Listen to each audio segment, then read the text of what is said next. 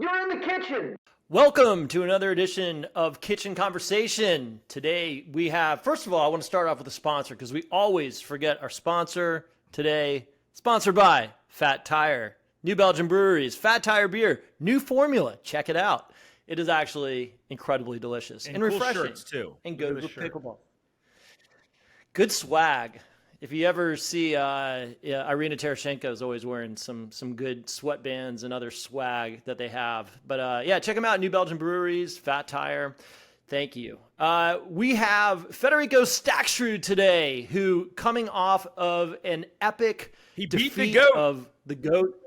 He beat the GOAT, Ben Johns. First time you've ever beat him in a final, I believe. Is that right? For the gold. That's first correct. of all, that's correct. Welcome, Federico. How are you doing, buddy? Hey, how are you guys? All good? We're good, man. We're good. So, listen, I just want to start off here. We know that everybody's here because they want to hear about MLP, PPA merger chat, and we will get to that. We're actually going to have Christian Alshon on, who went PPA. We have Fed here, who chose MLP, and we're going to discuss why and how it all went down and all that stuff. We're not going to get into the gossip. We're just going to talk player perspective and how everybody's feeling now that we're reunited after a full 10 days apart. In Atlanta is happening. We're excited to be there. I'm here in Atlanta right now. But let's talk about singles. Fed, congratulations. You took down the GOAT. Let's talk about that day. Did you feel like that run to Sunday on that Thursday? Did you feel like you had something that you were going to make it to the finals? Obviously, it's not the first time. You've won two already, but did you feel it? Did things feel any different for you? No, yeah, I was feeling really well actually. Thursday, I think I played one of my best days in singles this year. I had to play Roscoe in the first round, which is a great player, and I pretty much beat him from the start to the beginning. It wasn't that close, but I actually played really well. Hold on, Then sorry. How good is Roscoe? Because he's a buddy, and I've been talking him up. How good is he? Yeah. He's really good. Just it's tough for them because they play the qualifiers and then they have to play one of the the top seed guys, and it's tough to break through that way, But I mean, he's really good. Is his length hard to? Is he hard to pass? Yeah, especially his passing shots are really good, and he's tall, so he can cover the net really well, and big serve. He's gonna be really good for sure. Okay, so you get past Roscoe, then who do you have? Then I play Navim, who is actually really good too. Navim Beasley? Yeah, and then I had to play Jaume, and that was a tough match. We went to 3 games, and then ended up playing Connor in the semis, who I lost to him the last 3 times, and could beat him in 2 straight games. So yeah, it was a good day for sure. I feel like you and Connor. Connor are the 2 guys that Ben is you're keeping Ben up at night. Yeah. I mean, the last match that Connor played against Ben was unbelievable. I actually watched that match before playing Ben, and he had some interesting takes. Connor really analyzes everybody a lot, kind of like Ben too, but he really studies the game a lot. Yeah. Yeah, and I throw Christian in there as well, in Jaume, quite honestly. There's a lot of good talent coming out on the single side, and it's going to be exciting to watch singles if everybody continues to play singles. It's a grind. How are you feeling? What does it do to your body? I feel like it's tough to go and then play for the next 2 days.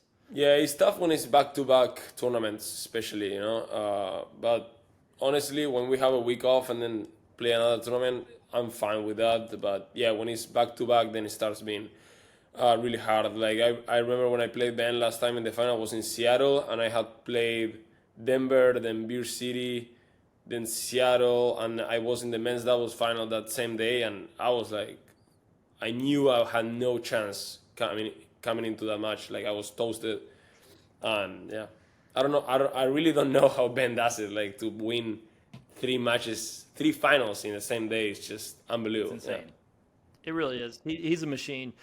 But let's talk about that match with Ben.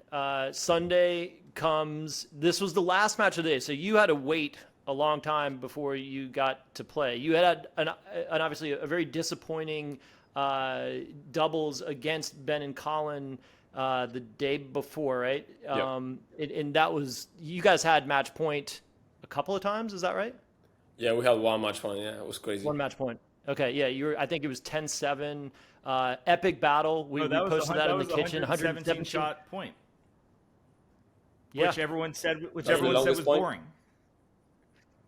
Well, it's 10. That was the point. It was 10-9. It was 10-9. I think 10-9. 117. It was 9-10. Ben and Colin were serving on the one. Yeah, 9-10. Yeah. And I mean, it was so patient. Nobody wanted to pull the trigger. And then, of course, Pablo did pull the trigger, and they kind of floated that. I think it was Ben floated that one down the middle. You guys both let it go, and it landed in. It was just like, oh. Did you know at that point you were going to lose that match? After we lost the match point that we had, I was like, here they come, because you were up 10-7, right? It was 10-7. Yeah, it was 10-7-2, and we had the perfect match point set up because we had Ben on the right side returning, so he has to run all the way to the left, so they're stacking, and that's way better than having Colin running, because usually when you have Colin running, then you have Ben covering for him. Colin with the backhand is tough for him to go in the middle, so we had the perfect setup. But we talked with Pablo about it, and we were like, we made the wrong strategy. Like we were talking about it when they called the timeout, when we had the match point, we were like, what should we do, And Pablo is like, I don't know, what do you think? So I say, if it's short, we drive and we crash. If it's a long return, we drive and then we drop. So I feel like if you have those options, you gotta stay with one plan. Let's drive and crash, and we go for it. But having those two things in your mind, that's where we messed it up, I think. But were you on the same page? Did you both do the same thing, or did one of you do one? That's the problem. Like we didn't know because we have two options. So it's like we have to. You just have to. Yeah, I think we drove one and then we drove, but I dropped too high and then we messed it up. Well, I mean, you're knocking on the door. Like you're right there. I feel like I felt really bad after that 10-9. 9-10 point, Pablo dropped his paddle, and I was like, it's gonna be tough to win this now. But so you came back the next day, and you have to wait all day, and you finally get the last match of the day to face Ben, and it's kind of like 100 medals. I don't know, 100 golds earlier in the day, right? His whole family's there. It's like a big Ben celebration. They had a special trophy just for him. Yeah, and then this guy comes in and ruins all the fun. But I think as a viewer, we're so kind of, we feel like these things Ben just rolls, right? Like that's just what he does. He might lose the first game, but he's going to come back and win. And that's how it's set up. You took the first game off of him. You played out of your mind. And then the second game comes and he crushes you. It was 11-2. Yeah, it was 10-0. And so 10-0. Yeah. Yeah, and so then you feel like, all right, this is at least the viewer. This is me as the viewer feeling like, okay, I've seen this movie before. He's up 8-3 in the third. The day's all about Ben. I'm ready to turn it off. And then here comes Federico. And what happens at that point? Like, are you feeling that? Yeah. I didn't watch. It's one of the few singles finals you've been in that I didn't watch, and you won. And so I guess I shouldn't watch anymore. Yeah, keep it that way. I didn't know you were down 8. I didn't know you were down 8-3. 8-3 game 3. But how are you feeling? Are you feeling like I'm feeling like here we go? Here comes Ben. We got 3 more points left. Or are you thinking I'm going to change something up and I'm going to win this? It's tough because at the same time when I'm 8-3 down, I got to the point mentally where I'm like, there's nothing to lose, So like you kind of relax yourself a little bit. In your mind, you're way more relaxed than when you were like 0-0 in the third. And actually, when I beat him in Arizona, I was in the same situation. I was down like I think 8-3, and then I ended up coming back and winning 12-10. So I don't know if maybe he relaxed a little bit too, and kind of like stacked up some points. But I mean, it was a crazy match. Like the points were like insane, and yeah, I think I got lucky at the end a little bit, and yeah, took my chance. Yeah, it was insane. I mean, some of the gets where you think that the ball is done, you had a couple, he had a couple. It just feels like you guys can't be playing any better pickleball. It feels like every angle, the pace is there. It just, I don't know. I don't know how much better singles pickleball can get, but it feels like you guys are on the edge. I can't believe you guys get back in position to hit the next ball. Are you feeling that way? I think it's gonna get better. I think it's gonna get way better. I think this is just the beginning. I think better athletes are gonna come, like people that they've been training for like 10 years, just pickleball. And I think singles is gonna be really interesting to watch. Even though it's kind of like on the side right now a little bit. I think if you look at all the ESPN highlights, are like 90% are singles because it looks like it shows a little more, athleticism and stuff. But Fed, how old are you? I mean, yeah. How old are you? 27. 27. You look young. It's the new haircut. So I mean, you've got a few more years of singles kind of prowess, huh? No, yeah, for sure. I'm gonna keep playing singles for sure. Yeah. Are you learning to love doubles as much? I mean, when we talked to you over a year ago when you just came on the scene, and you were really just a single specialist at the time, you were playing doubles, but not very well. Now you're playing really well. Are you focused as much on doubles as you are singles? Spend a little more time practicing doubles for sure. The practices, I'd say like 70-30 is the ratio. But just because there's so much more in the doubles game, you have the resets, the dinking, like the strategy itself, offensive, defensive. Like singles is pretty straightforward, like you get the serve, you got your plays, and you execute them.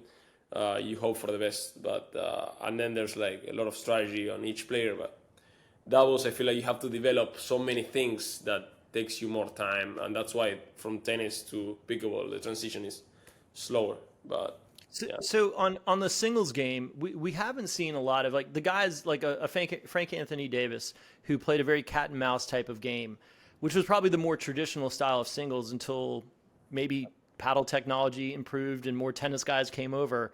Will that be relevant? I mean, are we going to see someone that has a run that is just a little kind of cat and mouser, or are we going to the game where we're booming balls from the baseline? No, I think cat and mouse still is gonna be really important because, as we said, the better the athletes get, the tougher. Like passing Ben is really difficult. It's not easy to just hit a passing shot on Ben. So that's why sometimes you gotta work the point a little more longer. So hit it right, then drop, then play the cat and mouse. So I think same thing with Jaume. This guy is so fast. He's not the tallest, but it's really tough to pass the guy. So you have to work your way into the kitchen, and then, the cat and mouse game is gonna be huge. Like I don't think there's any of the top guys that doesn't know how to play cat and mouse. So yeah, cat and mouse still, but at the same time you can't just be a cat and mouse guy because that's what Ben used to be, right? Like just maybe drive with the forehand, but the backhand was all slice, drop, and then come in.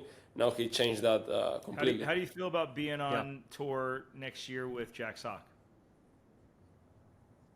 It's gonna be great. I think it's just amazing for pickleball to get more eyeballs, and he's a good player. I mean, I don't know how much he's gonna invest in, like practicing wise. I heard he's playing 26 stops.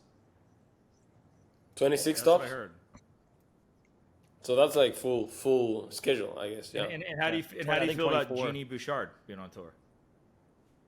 Is she gonna play 26 too? I don't know, but that'll be interesting. Yeah, I don't know. I haven't seen her play pickleball, but Jack, we saw him. I mean, the potential is huge. So it's gonna be really cool. Fed, we were all down in Orlando a couple of weekends ago for the Yola Championships. There were Yola Clinics. You got to teach down there. How was that experience for you, getting to see a lot of kind of rec players that are trying to improve their game, and you had the opportunity to work with them? What was that like?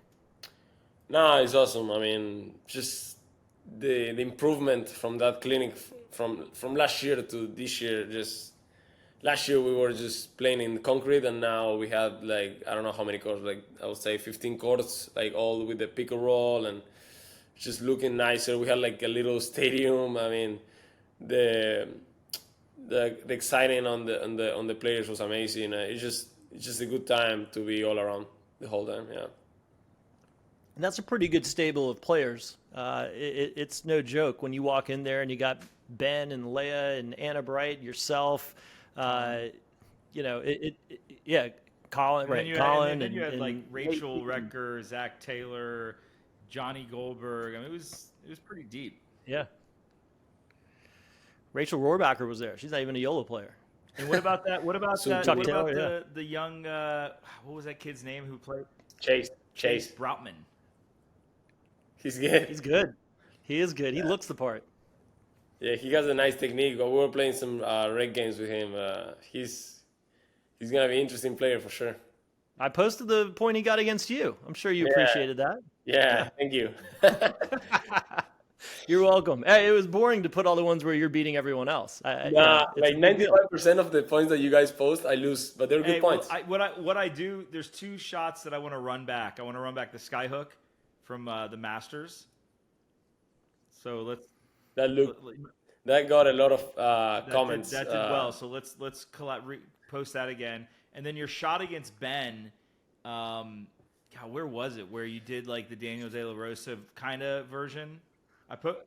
In Seattle. That was Seattle. I posted that already once, but I think we should run both those back over the next couple months. Seattle, yeah. So Fed, how does a win against Ben on the big stage, what does that do to your confidence? Does it change things for you? Do you feel like you now are, I don't know if it's equal footing, or do you feel like, hey, I've climbed this mountain and I am right there with Ben? Yeah, I mean, it just helps. Like I've been losing a lot of finals actually. Like after Charlotte, that's when I won against Tyson. I think I lost like 6 finals, something like that. And it's frustrating, get to Sunday and then you gotta leave and you lost. So it helps a little bit with more about like the willing to practice, and like it just pushes you a little more, than just keep losing and losing. So I mean, you gotta get used to it, because at the same time, every week you pretty much lose. If you're not Ben or Annalie, you're gonna lose every time, But winning once, it helps you, stay motivated, I guess.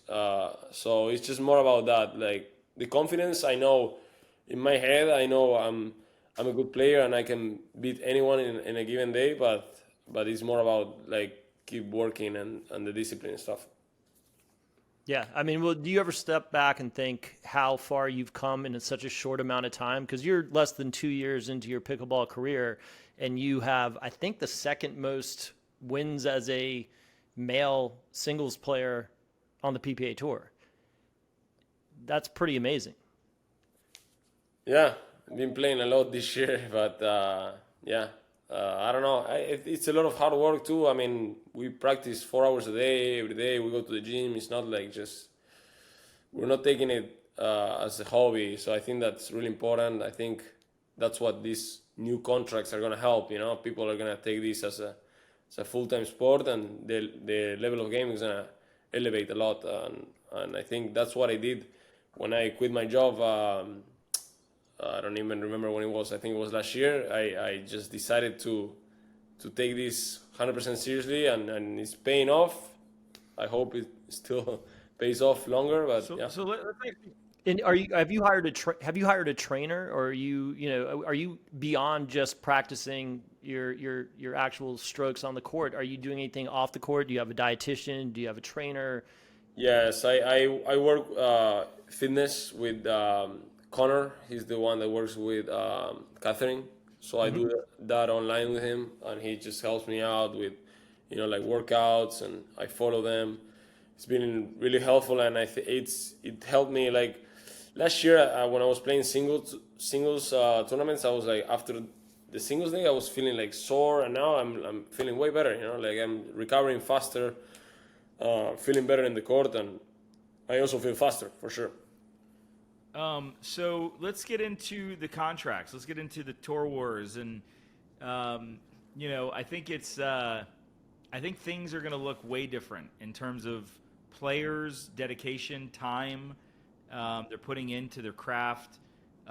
You know, I don't know if more contracts are going to come for up-and-coming players. I feel like that was probably more the case before the merger, and now I feel like they don't really have as much need to be giving these contracts. So, first off, so congrats on beating Ben, and congrats on really finding the sport at pretty much the perfect time. I think it's pretty remarkable. You know, people that discovered the sport 3 months ago, they kind of missed the boat. So how are you feeling about all this? No, first of all, I'm really happy that I think I said it on Twitter, like, it's important that we're all in the same page. You know, I think like splitting the players, it's just bad for the product itself. That's what happened last year, and MLP, I feel like it wasn't the same without Ben and Ali, you know, all the PPA guys that were playing on that time. So I think that I'm happy with how the things checked off, and yeah, just I think it's really important that we're all in the same page for sure. All right, I think I just heard a knock at the door. Let's bring Christian Alshon in. It's Christian Alshon. Christian, welcome to Kitchen Conversation. Hey, hold on, real quick. There's very few second timers on Kitchen Conversations, and both of you guys are second timers. So congratulations. It's bigger feat than beating Ben and the contract. But sorry, Jason, go ahead. I just want to say that the guys, you know, everybody got paid, everybody got their new contracts, and look at the haircuts on these guys. They, you know, look fantastic. Really good stuff. The style has stepped up. I like it. Just in time for MLP. Christian. Sorry. So we were just talking about you know, how this whole thing went down, and from a player perspective, you went PPA. I don't want to say early, relatively early. Tell us about that decision. How you made that? How you came to that decision? So this was during Kansas City PPA when all this really started going down. Thursday was just another day. You know, I woke up for singles. Midday, I got an email from MLP saying that they were sending out multi-year contracts to players. And I'm like, this sounds like a big deal. So I made a few calls, talked with my agent. I was like, is this a big deal? He's like, I don't know. The rest of that day, I was kind of like, is this going to be a big deal? Is it not? By the end of the day, my agent texted me. He was like, this is war. And I was like, whoa, okay. I was like, what does that even mean? Wasn't much I could do about it. Friday, I wake up. Now I know I need to figure stuff out. I need to figure out what's going on, where these contracts are coming from, or more like what these contracts look like, because I know that MLP is sending a lot out to players. And it was a crazy day at pickleball. Like, everybody was having conversations. Everybody was trying to figure out what was going on. It was just, you could just see it, like clusters of people, like whispers here and there, everywhere, people on the phone. I basically spent the entire day trying to gain as much information as I could, trying to figure out who was going where, what the numbers were, and just as much as I could. And by the end of the day, I ended up making a decision close to midnight, and I felt like I had all the information I needed to make a decision. And what was that based on? What was it? Was it just money? Was it playing time? Was it? I mean, I like the team format a lot, but I also have a deep desire to be the number one player in the world, and I think it's really hard to prove that in a team style format. I don't think I would have been able to prove that at MLP, but I can prove that at PPA. Like, I can prove to be the number one player in the world. Feddy gets it's that. It's interesting, so. And you got a guy, got a guy standing in your way on this call as well. So I like that. Fed, how do you have a deep desire to be number one in the world? Yeah, I mean, 100%. I agree with what Christian said. Like, you're never gonna know who's the best in a team format, especially on a racket sport. You know, yeah. So tennis, as you guys may know, tennis tried the team format. They tried that, and that failed. Like, that failed miserably. It didn't work because tennis is not a team sport. It's an individual sport. and I think it's very similar to pickleball, as pickleball is an individual sport. The team stuff is fun, but it's not the core of what pickleball is or should be. Do you think singles will become bigger than doubles at some point? No. I think singles is really entertaining when you first get into pickleball, but once you start to like find like a love for pickleball and the sport in itself, you appreciate doubles a lot more. But don't you think that's different than tennis? I mean, tennis is a single sport spectator-wise, right? And even as you play more tennis, singles is still a thing. Whereas in pickleball, really, it's a doubles game. That's where I think the difference is between tennis and pickleball, that the team concept has a better chance to thrive in pickleball than it did in tennis. I agree with that. Okay, thank you. So, Fed, tell us a little bit about your day in Kansas City. Did you get a call around lunchtime on Thursday as well? Yeah, I mean, so I was one of the first ones to sign with MLP. I was, as I told you guys, I'm with Top Notch, the agency, so we were one of the first ones to get the call. So I signed with MLP before, I guess, the bomb started, you know? So Right. So this was before PPA had a chance to counter. This was just, hey, we have an offer. You're like, great, I'll take it.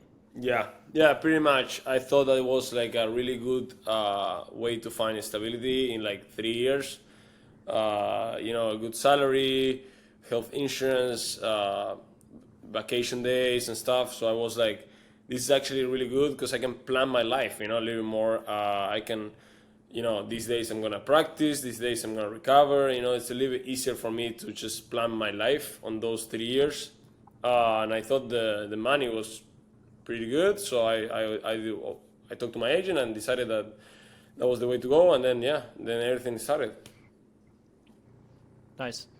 And so now that we had that whole experience, we had, I don't know, 10 days, 2 weeks of pretty much chaos going back and forth, not knowing what was going to happen. It felt like a war had erupted. Now we find out yesterday that we have reconciled and things are back to where they were. Obviously the chips have been, distributed differently. The players have all gotten paid, like paid, right? Like way more than you guys were getting paid before. And so that's good for everybody. No player that is playing an MLP or was a PPA card member, everybody got paid more, right? So this is great for all the players. I think there's very little argument there. Can we all agree on that, right? Like everybody made out well. Some people I think feel like, wow, they could have done better. Maybe now they're a little bit frustrated or whatever. But like if you had told everybody 2 weeks ago, you're going to be making X amount of money, everybody would be like, sign me up, I'm in. Right? And so that's great for the players. Now the reconciliation is great for the fans because we have a full MLP roster. It's kicking off next week in Atlanta. That's going to be super exciting. Christian, let me just ask you for the record. You're coming to Atlanta? Yes. Okay. Yes, I am. I think most, if not all, PPA players plan on playing MLP Atlanta. Okay, that's what we hear as well. I just want to confirm that because there have certainly been some rumors out there that counter that approach. But we'll see. We'll see what happens. I'm expecting everybody to be there.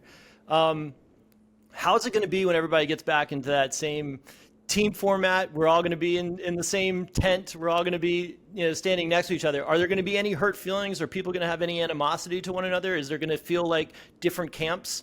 MLP side, PPA side?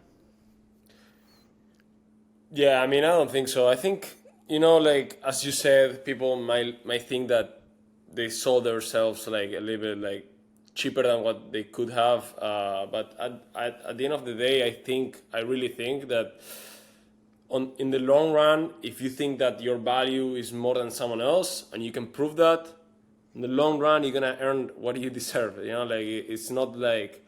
It's not that, I'm making $100,000 less than this person.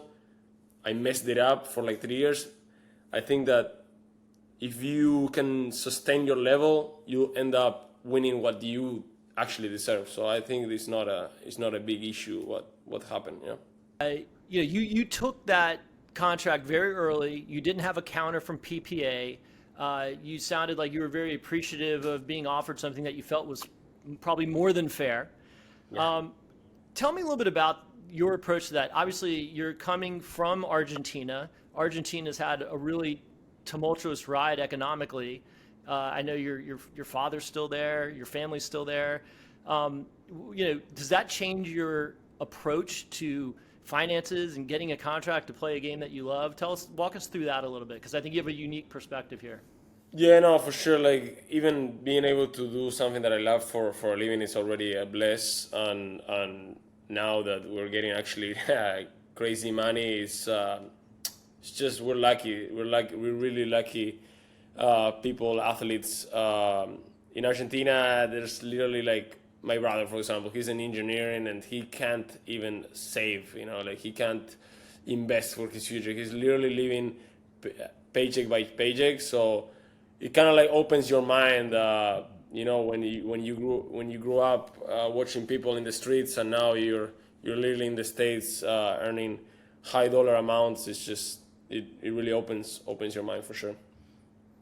Yeah, and Christian, obviously you don't have that same concern. You're coming from a totally different place, but does that resonate with you at all? Do you think about that kind of stuff? Yeah, I mean, my brother's also an engineer, and it's just crazy, like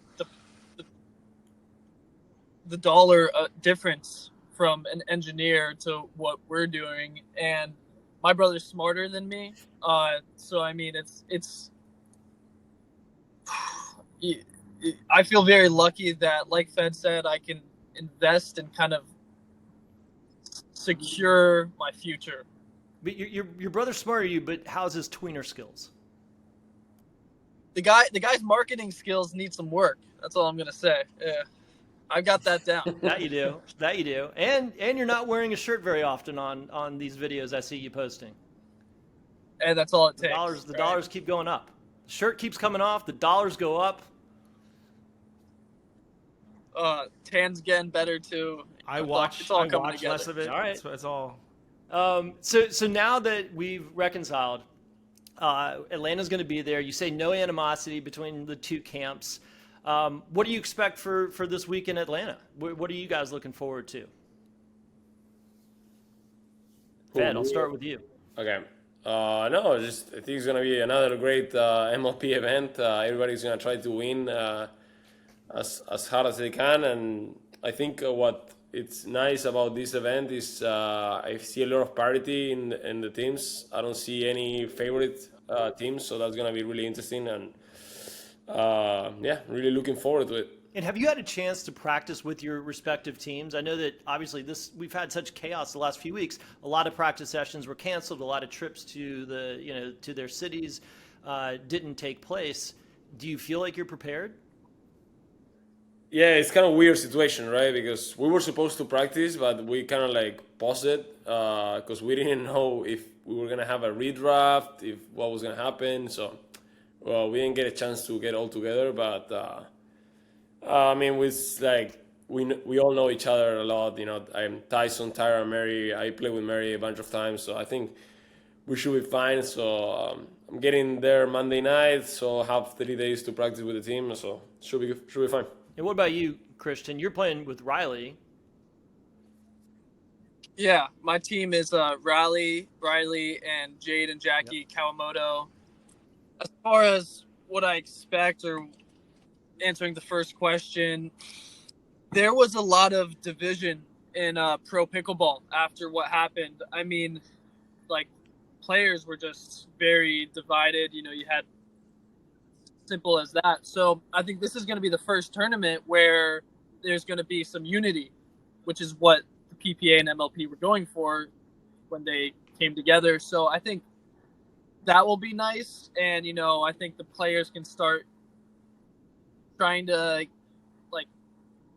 get back to where they were and focus on just competing rather than focus on what's happening. Yeah, I would hope that that's going to be a relief, right? Like, you can drop the drama and we can get back to playing the game that we all love to play and to watch, and hopefully it'll be as much fun as every MLP thus far, because I think that it brings a certain level of excitement. Christian, how do you feel about playing with Riley?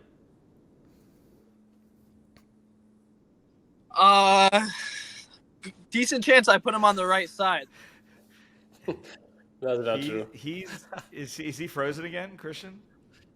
After he says that, he frozen. Riley's God in the back seat, just choked him out. I hope he comes back, because I do want to ask. I mean, Riley can be tough to play with. I think here's Christian opening it. Here he is. All right, Kristen, can you hear us?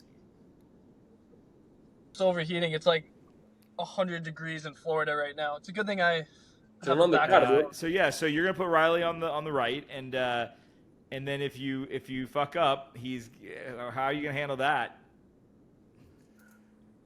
I mean, I can handle an eye roll or two. So I can play the left side and I can play the right side. Fed knows that. So I mean, we're gonna be good either way. So have you ever played with Riley? Yeah, we practiced a few weeks back. Okay. How did that go? We beat Jade and Jackie, but it was close. So. Is that real? Yeah. I mean, we did beat them, and it was relatively close. It's good for. All right. That's what Fed wants to hear. Wait, do you know whose bracket you're in, or whose pool you're in? Yeah, we play. We have the two teams with the two number 1 players, the number 1 and 2 draft. We have the number 1, 2. Was Riley the 3rd pick? Yeah, he was. So we have the top 3 draft picks in one pool, which is kind of crazy. But that's a random draw, I take it. That just happened to fall that way. Yeah, random. Yeah. Frozen envelope. You don't even know that. You don't even know that reference. It's okay. Forensic Files. Come on. No, I don't know. No, I don't know mind. it either, Jason. So. No, years ago when the Knicks got the number 1 draft pick from I think it was the 85 draft, and they got Patrick Ewing, they said that the Knicks pulled out the card. They said they froze it so they could feel the coldest one, and then pulled that one out, and it said Knicks on it. That's the reference, not Forensic Files. Anyway, so when do you guys get in? Are you guys coming to Atlanta Tuesday? I'm going Monday night. Monday night. I'm flying to DC Monday and then going to Georgia Tuesday. The last time I saw you in Atlanta, Christian, you called the double bounce on Ben. That was a great moment. No, he tried to call the double bounce on me. That's Come right. on. Yeah, he caught the ball. The other way. You're right. He caught the ball. You're right. Yeah. He got it. He caught it. That was, I mean, Christian, let's go back to that moment, because Christian beat Ben. That was a big deal. And I think everyone was just kind of stunned because no one did anything. Everybody kind of sat there and was like, Ben just lost. Like, Christian just beat Ben. And everyone just kind of sat there. Christian was like, guys, come on. This is a big deal. Yeah. And Christian said, like, this is a big deal. This means a lot to me. Which is kind of. I was like, come on, guys. I heard after the match that most people thought I lost the first game, so they didn't think I won. Right. Well, and also, like, and it's hard because there's no scoreboard up there. You weren't playing center court. But certainly it was a huge deal for you. And obviously, we watch a lot of you playing, particularly singles. And when you lose, you go into a sort of zone that, there's a big bubble around you, and you kind of stare into space, and everyone's afraid to go near you. There's a saying that explains this perfectly. When you win, you celebrate. When you lose, you ponder. And so, I mean, when I lose, I really think for a while what just happened. You really do. And you often will stand in the same place right after you lost for a while. I want you to win. I want you to have great success. But when you lose, it's always an interesting thing. You never know what's going to happen. So it's good drama, but I want to see you win. Well, hold on. I have a thing. I think from the kitchen, from now on, and I'm not taking, I'm being very serious here, Christian, but when you stand in one place, I'm going to start putting a clock on it, and we're just going to put that video on there for how long, and we're going to go for records of how long that you stay in one place, because I think it does mess up the timing on the courts. I think that the organizers are like, is Christian still standing on the court? And they're like, yeah. They're like, all right, move him to the other court. seriously, and I'm being dead serious. Like, I can just like walk to the side and just like stand. no, you don't have to. I'm saying I think it's actually incredibly That's interesting like, yeah, because no one do else. that. That's like, yeah, get off the fucking court and let me go about my day. That happened in Kansas. I'm walking to grandstand and he's there like sitting in my bench, man. Like, dude, you're done. You gotta go. Yeah, but even on the bench, you do it on the bench sometimes. And I know, like, I understand that you're thinking about it, and I know it's real. And I'm not trying. I'm not trying to diminish. I know how he feels. I'm similar. You know, I'll kind of go for a walk, and I do leave the court, but I won't talk to anyone. I'm stewing. I'm like thinking about how I lost and why I lose every match all the time, and it's rough. But you have a different thing. You don't lose every match. I do. But you know, I know how you feel. Yeah. I mean, the closer the match is, the longer I don't move. Let's put it that way. Yeah. Okay, there's a correlation. There is, yeah. He's like frozen. It's so good. We're going to do the calculation. We're going to have a formula. It was like 11:9 is a minute and 27 seconds. I gotta say, because I watched Christian do that many times, and the one against JW was insane. Like, JW did the interview. Yeah. Everybody was like leaving the venue, and the guy was still there. I'm like, dude, like, let's go, bro. Like, he's done. I know. I feel like, and Kristen, you know, we've had this conversation before. I feel like sometimes I just want to come. I want to give you a big hug and be like, come on, man, let's go get a beer. Let's just a hug, or you want to put your arm around him and usher him off the court? Be like, well, no, I'm afraid he's gonna. I'm afraid he might kill me. Right? He might choke me out. But I feel like he needs companionship. He needs someone to like just give him a big hug and be like, it's gonna be okay. You know, like the more you care, like the harder it is to like deal with it. So in matches like that, I mean, the Jade Dub match, it was my first semifinal, or no.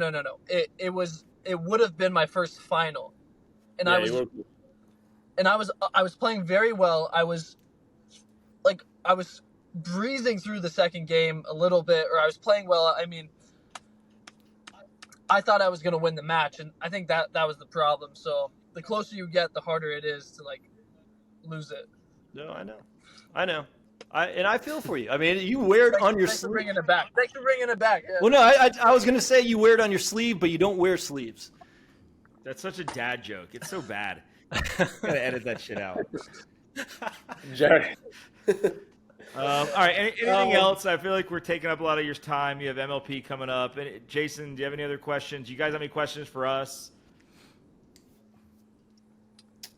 No, I think the only thing that I want to add about MLP and PPA is that now that they're united, they gotta try to like figure out how to make things simple, because for sure Christian does too. Like, we get questions like, so what's going on? Like fans don't understand what's going on. I don't think anybody knows what's going on right now. That's what I'm saying, but like still like this year before everything started, it's really confusing having like a team format, like an individual format. So like they need to figure out a way. It's really difficult, but they need to figure out a way to like make everything together where it makes sense, you know, like not having to complicate things. Yeah, I feel like it should be team and tour, right? MLP, PPA, team and tour, right? There's some events that are team events, some events that are tour events. They're separate, you know, but they're connected. Yeah, I don't know how, but yeah. I agree. There just needs to be some like infrastructure, and you really need, like, they need to build the foundation now, so that this doesn't happen again in 3 years. Is the best. I don't think technically it should be able to, because of there's joint ownership. Well, a contract has been signed. Well, there's ownership, and everyone has equity, and everyone's goals are aligned, and so that shouldn't happen again. But I do want to see it kind of go smoothly from here, you know, and like, I think Fed, you're right, and I think both tours individually have an issue with, you know, what is all the PPA events? What do they ladder up to? Right? Like, that it needs to change. Something needs to change. And MLP, you know, you go the first day, you have no idea what's going on. And then the second day, when Premier starts, you have no idea what's going on. And then you don't know what if they win the championship, then that event, what does that mean? And then there's the super, like, it's just too much. And so, we'll see how it all shakes out. But I know some pretty good marketers and people who are good with branding that can help them with that. So we'll see if that ends up happening. All right, guys. Well, I really appreciate the time. I look forward to seeing you guys in Atlanta. I hope you guys put on a great show and much success to both your teams. I'm really looking forward to both of you guys coming out here, having a great event, and I'll be there watching and cheering for you both. So Likewise. Thank you for the time and good luck. Thanks for having us. Thank you. See you guys.